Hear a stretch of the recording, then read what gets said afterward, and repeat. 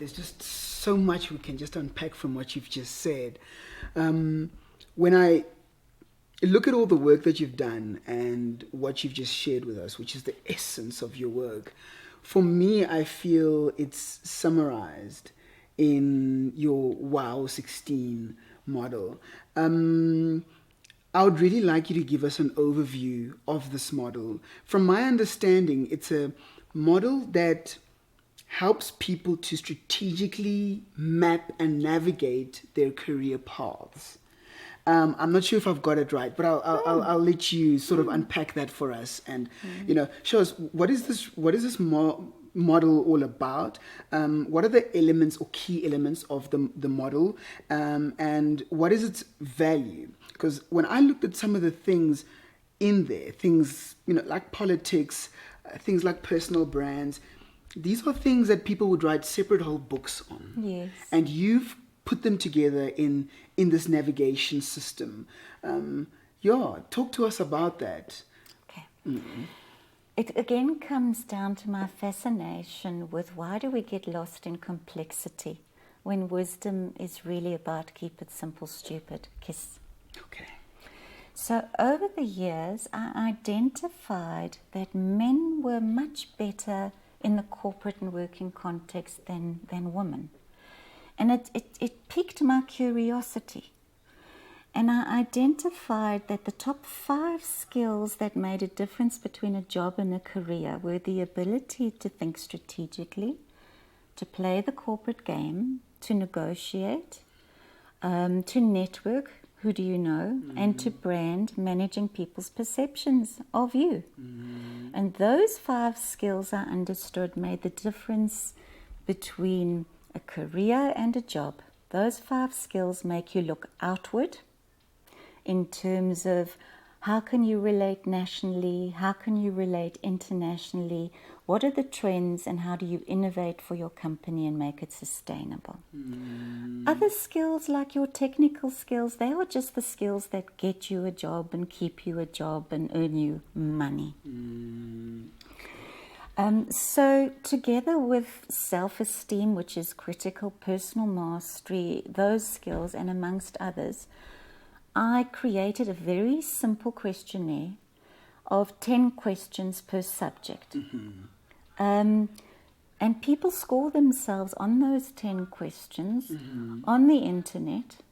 The questionnaire takes 20 minutes and then produces a report and gives you an idea of, out of 16 factors which you really require to be a success at work, which ones you need to develop, which ones you are poor at, and which ones you need to negotiate with your manager or negotiate to be coached on or negotiate to attend programs and training on. And once you know what your deficits are, and you cover the basic ones, and then you have a look at the top 5, which I mentioned earlier, and you need to cover those top 5 if you want to have a career. And you understand that a job is facing inwards and a career is facing outwards. That's really where the 16 factors came from. So it really is just 16 skills. How are you doing? Which are the difference between job and career? And make sure you cover them and set an objective of where you want to go. And are these skills most applicable in the early stage? Or what about people who are wanting to change careers? People who've been at a job for 5, 10, 15 years, and they've been selling their souls to be there, and something else calls them. Does this model help as a change system, or is it something for you to map out a long-term view from here to the future? How do you apply it in terms of periods or what we call praxis? Yes. Okay.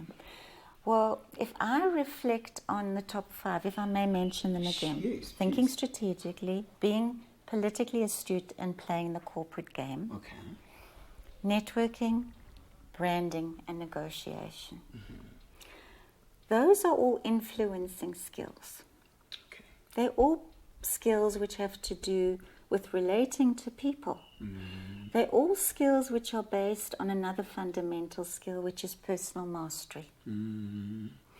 So I would say to anyone aspiring to making a difference, aspiring to having a career, aspiring to fulfilling their unique potential, start with some personal honesty. Okay. And I think that's a journey of reflection. It's a journey of reading self-help books. It's a journey of going for therapy to heal your baggage. It's a journey of faith reflection, and it's a journey of going to whoever is going to challenge you and call your game. Wow. Because if you go on that journey, you can start to manage your own stuff. And my understanding is that only as insofar as we understand ourselves and can manage ourselves can we hope to lead others. So true. Really true. And I think that journey is very stigmatized in the average person's life. Yes. Things that you mentioned, seeing a therapist, reading a self-help book. Yes. Those are kind of things, if someone's in exclusive books in the self-help section, those are kind of things they sort of, keep under their arm. But you have a psychology background and social background. And, I just want to piggyback on that a bit. Jung speaks about the shadow and, Freud, I think, referred to it as the dark side or something like that. I'm not too, I don't know the concepts too well. But you seem to be saying this is an important aspect to deal with before we can even think of leading others. Dealing with your subconscious, hidden things that hold you back, bring you back, and dealing with that before you want to be a really effective leader. Yeah. And I must welcome that, because when I look at your model and the way you framed it, you seem to deal with, from what I've picked up now, 3 key aspects. You mentioned technical aspects, which you can't do the job without. Correct. But you also mentioned the influential aspects, Yes. which are these top 5. And then there's the inward-looking side of things. Before we go any further, because I want to explore these a little bit more, but before we go any further, what do you mean by work? We mentioned that this model applies in the work context. How would you present this to the lone artist sitting at home? How would you present this to the entrepreneur sitting at home who doesn't have formal structures, a formal organization with hierarchies to contend with? But maybe the things they have to contend with are more fragmented, getting clients, sales, or as an artist, inspiration to do your work and get it recognized. How does this model apply to those contexts, if I may ask? Hugely. Okay. Andani, they apply hugely. What enabled me to shift from being a corporate animal with a nice salary and all those policies we have to going out there with nothing was that I needed to contemplate what was happening internally. And now we're addressing anyone in a corporate world or the lone artist.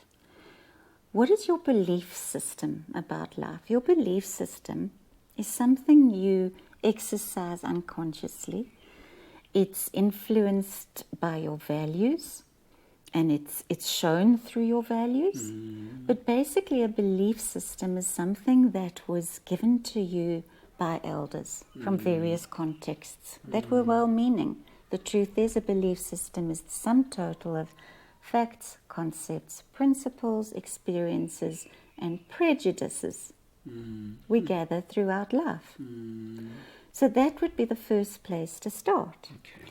In other words, I had a belief system coming from German immigrants that you go and find a stable job with benefits and you look for security. And here I wanted to go out and become an entrepreneur. I had to investigate my belief system. And that was about who really made the money. Now, whether I was working under the banner of the Chamber of Mines or working for myself It was I that was putting in the work. It was I that people were buying. So you've got to investigate your belief system. You've got to investigate your defense mechanisms. When we like how we feel and how people make us feel, life flows. We're talking about emotional intelligence. Okay. When people make us feel bad, we become defensive. We blame, we suppress, we sabotage, we react, we compensate, we do a whole lot of things. Now, every time we block somebody through becoming defensive, we're cutting the learning cycle of life. We're cutting the feedback cycle of life. We cannot learn. We remain stagnant. So that is the second element to address, is our defense mechanism. Okay. The third element to address is our emotional intelligence. The definition of emotional intelligence is that our past has formed us. As you and I sit here, the experiences we had in the first 5 years of our life, it formed us. Very often when I sit with executives and I coach them and they're going, well, you know, I said to him over the boardroom table, and I remember I've been sitting with these people for 8-9 sessions before, I'll say, does that in any way compare with a conversation you had with your mother or father when you were a teenager? And they stop. Because it's the same conversation, and it's the same dynamic, and it's the same hot button that is being pressed, and they are reacting from their inner child instead of through maturity and competence in the present.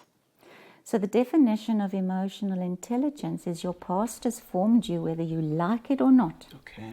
It's going to come at you in the present every single day in the form of racism, sexism, authoritarianism, change. It's going to come at you in the present. You'd better recognize your hot buttons from the past, own them, and find competencies to deal with them so that you can manage yourself into an optimal future. So I would say, further to that, self-esteem, I believe, is probably the Achilles heel of all of those 16 criteria. Okay. In that if you don't have self-esteem, it's always going to limit you. There's something called first-order change and second-order change. Okay. First-order change is where I'll teach you the skill of negotiation. And you get it intellectually, easy. Then I put you with, let's say you have a traditional background and you're negotiating with an elder. You don't perhaps want to make eye contact, you feel uncomfortable with your traditional beliefs happening, your emotions are flooding you with anxiety. That second-order belief system and emotional flooding and lack of self-esteem is going to hijack your intellect, and you're not going to be able to negotiate with that older person sitting opposite you because of your traditional beliefs. So can you see how it really is summarized in past, present, and future? And you have to go back and understand whether you value yourself, whether you have self-esteem, whether your family of origin or your elders of origin really grew you up and loved you and nurtured you and facilitated your individual soul journey, or whether they told you who you needed to be, what you needed to comply with, and how you were to meet their expectations. Because in the latter journey, you sacrifice your uniqueness and your confidence. I can imagine that breaking, having these paradigm shifts, going from first order change to second order change, as you put it. For one to do that, they're confronted with many fears and many blind spots. So from what I'm getting, you're working on all these aspects of your life in an integral-like fashion. You know, you will not get the courage to stand up to an elder in a traditional context, even though they're crossing a certain line, if you haven't dealt with that. So you'd need to be working on all of these things simultaneously. How does one go about making it practical? You know, drawing on some of the key aspects that you've mentioned and some that you think are vital, how does one start from where they are? Because when one looks at the model, it's full with so much. Just working on self-esteem for one person could be an issue. Or someone could be very confident but not have any technical skills. So, now we need to go and get an MBA, or now we need to go and get a degree. So there's so much to work on. Where's the best place to start? You mentioned that it's to start with oneself, with one's belief systems, with the personal mastery aspect. And once you started uncovering more of that, how does one actually tackle this thing? It seems quite complex. How would you simplify it for? Retrospectively, I think the answers are all in a very little word called feeling. Okay. I believe that the more intelligent we are and the more academically we are trained, the more we become, and I love the word, discombobulated from ourselves. The head rules the heart, the head ignores the heart, and what is not understood is that the heart is much more powerful than the head. And if one's on the wrong journey, it will manifest in stress, depression, anxiety, burnout, drinking, shopping, smoking, sex addiction, womanizing, gambling, all the addictions that are sitting with our telephone, playing computer games, gaming, avoiding relationships, looking down instead of looking into somebody's eyes. All of those addictions fulfill the function of simply avoiding how we feel. So when we do not like how we feel, we get going and we get doing and we sacrifice beingness. So the answer to your question is, if we want to be unique and we want to fulfill our unique purpose and we want to make a difference in the most powerful way that we can, we need to encounter our studies and our choice of studies with a simple question of, does this feel right? Is this what I want to be doing? I've done accounting because that's what my parents told me to do, but I really wanted to be a doctor. Well, then you've got to have the courage to quit and to make a decision. Do I want to be involved with this person? Traditionally, my family are happy with who I've chosen. But they're not loyal. They betray me. They insult me. They disrespect me. It doesn't feel good. So instead of getting pregnant or getting married, get out.